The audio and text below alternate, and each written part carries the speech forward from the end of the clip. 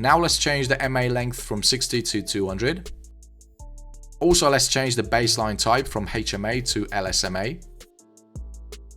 Now let's adjust the settings on the ADX. So we want to change these parameters from 14 to 25 and from 20 to 30. In the star section, let's remove this ADX and the level.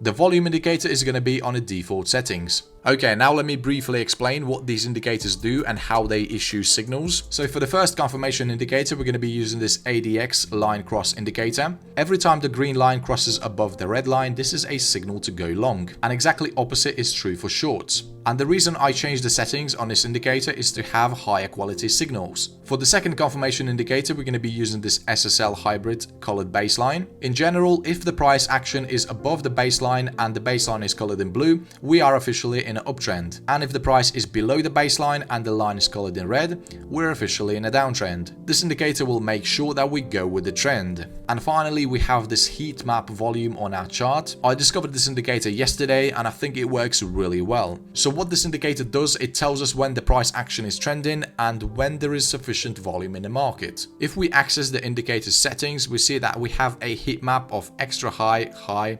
medium, normal and low volume. We're only going to be taking trades when the volume is medium and above. Okay, now let's understand how to trade with this strategy. So for a long position to be valid, we first need to have a new bullish cross issued by the ADX indicator. The price action has to be closed above the baseline and the baseline has to be blue color. And finally, we need to have the volume histogram colored in either yellow, orange or red. We see all our conditions are met and this is going to be our trigger candlestick.